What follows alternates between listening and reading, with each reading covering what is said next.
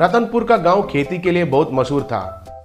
उस गांव में ज्यादा लोग खेती बाड़ी करते हुए जिंदगी गुजारते थे।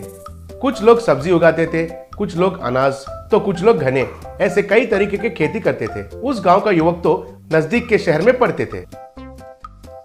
एक बार असेंबली का चुनाव आया था। नेता लोग उस गांव में आकर किसानों को उनको ही वोट डालने के लिए पूछ रहे थे। सारे किसान उनका वोट हरिनारायण को ही डालने के लिए तय कर लिए थे।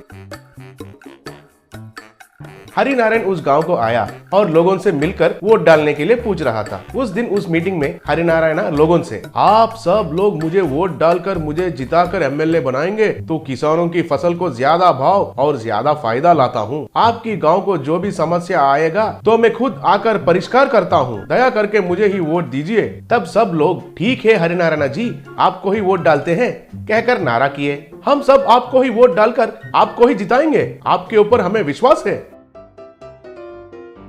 आप सबको बहुत बहुत धन्यवाद। तो जीतने के बाद मिलते हैं, कहकर चला गया। चुनौती का दिन आ ही गया। सब लोग लाइन पर खड़ा होकर हरिनारायण को ही वोट डाले थे। हरिनारायण सर्वसम्मति से जीत गया। मुझे सर्वसम्मति से जितवाने के लिए मैं हमेशा आपको बहुत ऋणी हूँ। आपको सेवा करके मैं अपना वचन निभाता हूँ और आपका एहसान चुकाता हूँ। बहुत बहुत धन्यवाद, कहकर उधर से खुश होकर चला गया था। किसान भी बहुत खुश हो गए थे। हरिनारायण उस गांव की फसल को संवर्धित पानी का व्यवस्था किया। उस साल उस गांव का खेत हरे भरे बन गए थे। किसान फसल कब हाथ में आएगा कहकर इंतजार कर रहे थे, लेकिन प्रकृति किसानों के ऊपर प्रतिशोध हो गया था।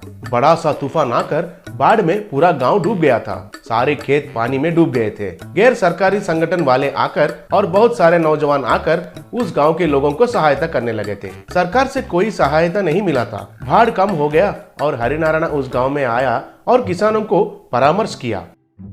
क्यों भाई एमएलए साहब, आप तो हमारे सहायता करेंगे कहकर वचन दिए थे, लेकिन बाढ़ आया तो आप गायब हो गए थे। गैर सरकारी संगठन वाले नहीं आते तो हमारा हाल क्या होता था, कहकर मुंह पर पूछा। तब हरिनारायण बहुत शर्मिंदा हो गया था।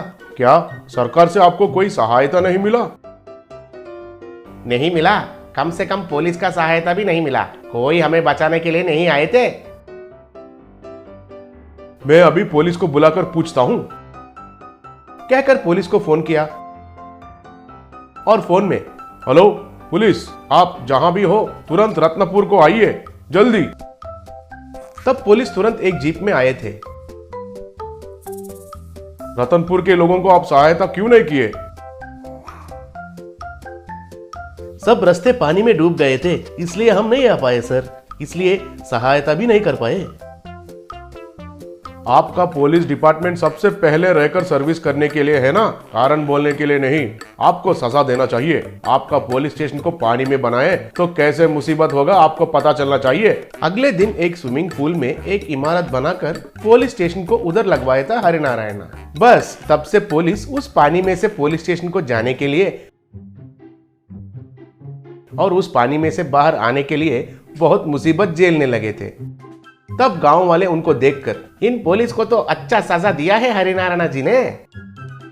तब पुलिस गांव वाले के पास आकर, सारे गांव वालों से हम माफी चाहते हैं। पानी में से स्टेशन को आने जाने में बहुत मुश्किल हो रहा है। कृपया करके हमको माफ करके एमएलए साहब से बात करके हमें इस सजा से मुक्ति दिला दीजिए, कहकर प्रार्थना किया। तब सब लोग सोचकर हरिनारायण से बात किए। हरिनारायण भी सोचकर, पुलिस को माफ करता हूँ, लोगों को कौन सा भी आपत्ति आने पर आप पहले रहकर सहायता करेंगे कहकर प्रणाम कीजिए। आपके स्टेशन को स्विमिंग पूल से बाहर लेकर आता हूँ। अब से हम लोगों की समस्या को नजरअंदाज नहीं करेंगे। हम अपने जान को भी परवाह नहीं करेंगे और लोगों की सेवा करेंगे, कहकर सब पुलिस लोग वादा किए। तब सब लोग खुश हो गए। शोलापुर टाउन में वो एक बड़ा कॉलोनी है। उसका नाम हाईटेक कॉलोनी है।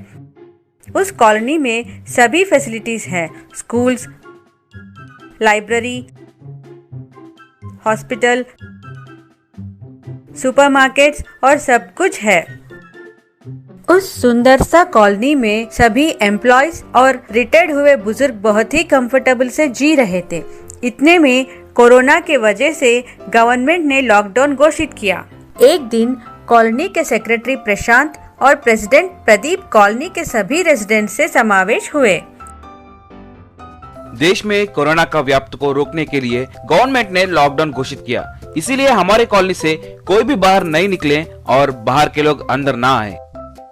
हमारा लक्ष्य है कि सभी सदुपाय हमारे कॉलोनी में है, हमें बाहर जाने की अवसर नहीं है। रूल हम सब निभाएंगे, हमारे कॉलोनी के लोगों को हम कोरोना से बचाएंगे। हम सब मास्क पहनेंगे और सैनिटाइजर भी यूज करेंगे, कहकर वहाँ से चले गए। तब से सब लोग मास्क पहन के घरों में ही रह रहे हैं। सब्जियाँ, दूध आदि सभी नित्यावसर वस्तुएं सबके घर को सप्लाई हो रहे थे। कॉलोनी में लोगों की संचार न होने के वजह से सूना सूना लग रहा था। सब अपने अपने घरों में ही रह रहे थे, कोई भी बाहर नहीं निकल रहे थे। ऐसा कुछ दिन बीतने के बाद गवर्नमेंट ने कुछ शर्त के साथ लॉकडाउन को निकाल दिया। फिर सब लोग मास्क पहन के घर से निकलने लगे, लेकिन सोशल डिस्टेंसिंग को फॉलो करते हुए दूर दूर से एक दूसरे के साथ बातचीत कर रहे थे। इतने दिन घर में रह रहे के कष्ट हुआ, ये महामारी का नाश कब होगा ये समझ में नहीं आ रहा है। ये सुन के प्रशांत ने कहा, हाँ आपने सच कहा, घर में रह रहे के डिप्रेशन आने जैसा है। सभी फैसिलिटीज रहने के बावजूद हमको पिक्चर देखने की कमी है।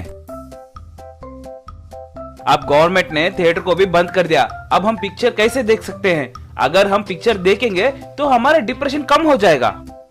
हाँ मुझे एक उपाय सूझ रहा है, अगर आप सबको पसंद आए तो उसे अमल करेंगे। तब प्रदीप ये सुन के, पहले वो उपाय क्या है बताइए।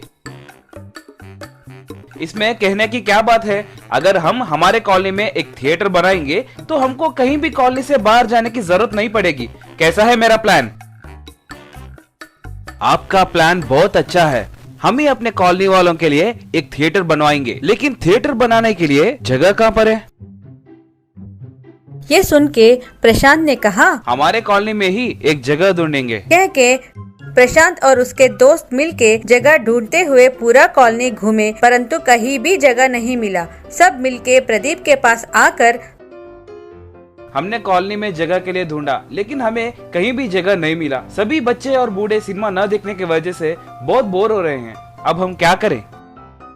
मेरे दिमाग में एक आइडिया है। बोलिए, वो आइडिया क्या है? कोरोना की वजह से हमारे स्विमिंग पूल को कोई इस्तेमाल नहीं कर रहा है, उसमें कोई भी स्विमिंग नहीं कर रहा है और कुछ दिनों तक नहीं करेंगे। इसीलिए उस पानी में तैरने वाले एक थिएटर को बनाएंगे। बोलिए, आइडिया कैसा है? आपका आइडिया बहुत अच्छा है, कल ही हम काम शुरू करेंगे। कल आप सब स्विमिंग पूल के पास आ जाइए। अगले दिन सब कॉलोनी के लोग स्विमिंग पूल के पास आकर लकड़ी से थिएटर बनाना शुरू किए। 5 दिन में उसका निर्माण पूरा हुआ। स्विमिंग पूल में तैरता हुआ थिएटर को देख के सब लोग बहुत खुश हो गए। कॉलोनी के बच्चे और बड़े खुशी खुशी से थिएटर के अंदर जा रहे थे। तब प्रशांत ने प्रदीप से कहा, आपका आइडिया सुपर है भाई, लोगों को मनोरंजित करके उनका डिप्रेशन दूर कर दिया है आपने।